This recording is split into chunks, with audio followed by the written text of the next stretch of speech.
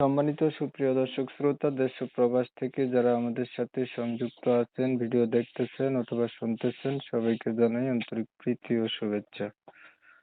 বন্ধুরা, আমি কথা বলছিলাম একটি আপুর সাথে, প্রতিবেদন করবে, অডিও কলে সংযুক্ত। সে কেন আসলো প্রতিবেদনে, বিস্তারিত ভিডিও জুড়ে থাকছে।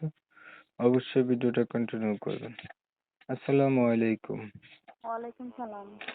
কেমন আছেন আপু? আপনি ভালো আছেন? জি ভাইয়া, ভালো আছি। ভালো আছেন, ভালো থাকবেন, ভালো থাকাই কামনা করছি। শুনতে চাচ্ছি প্রতিবেদনে কেন আসছেন? ভাই, প্রতিবেদনে আসছি হয়তো বা আমি একটা মনের মানুষ চাই যে আমাকে বিয়ে শাদী করবে, আমার পাশে থাকবে, এরকম একটা মানুষের জন্য আসছি।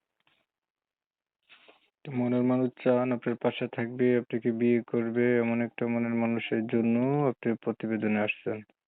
জি আগে আর কখনো প্রতিবেদন করেন নাই আপনি? ভাই, আমি আগে আর কখনো প্রতিবেদন করি নাই।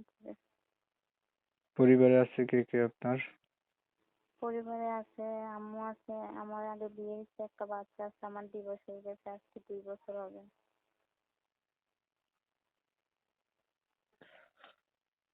আপনার বিয়ে হয়েছিল, আপনার ডিভোর্স হয়ে গেছে, 2 বছর হবে, আপনার একটা বাচ্চাও আছে। আপনার হ্যাঁ, মায়ের কাছে থাকেন বাচ্চা নিয়ে?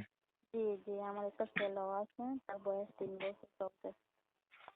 আচ্ছা, আপনার বাবা নাই? জি না, আমার আব্বু অনেক আগে আমার আম্মুকে ছেড়ে চলে গেছে। হম। আপনার বর্তমান বয়স কত চলে? 21 বছর। লেখাপড়া কিছু জানেননি? করছি, 5 পর্যন্ত পড়ছিলাম। বাংলা পড়তে পারেন না? জি, অল্প আছি, এতটা বেশি না। প্রাইমারি পড়ছেন, বাংলা বুঝি পড়তে পারেন না? এই তো পারি তো, মানে এতটা বেশি না, একটু অল্প আছি। বুদ্ধি ভালো আছিল না, লেখাপড়ার জ্ঞান ভালো না? জি। নামাজ পড়তে পারেন? কোরআন শরীফ পড়েন? তারপর তো নামাজ পড়তে পারি। কোরআন শরীফ পড়তে পারেন? না, এটা পড়ি নাই। আগে আর কখনো প্রতিবেদন করছিলেন?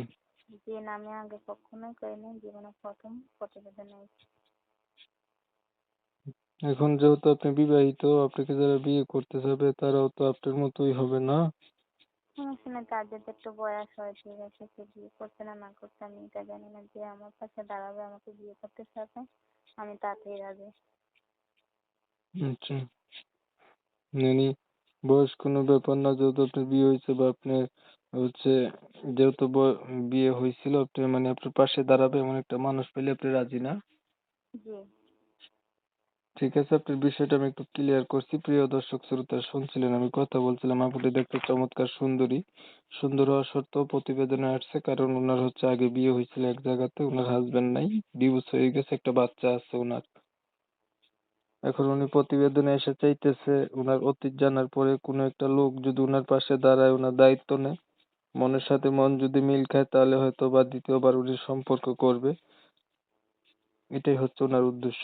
আমি কমিউনিটি গাইডলাইনের কারণে আপুটির নাম ঠিকানা কিন্তু নিতে পারি নাই, এর জন্য আন্তরিকভাবে দুঃখিত। যারা এই আপুটির নাম ঠিকানা সম্পর্কে জানতে চান বা আরো কিছু তথ্য জানতে চান, তাহলে ওনারা আপুর সাথে যোগাযোগ করবেন। আপুটির নাম্বার আমি ভিডিওর স্ক্রিনে দিয়ে রাখছি।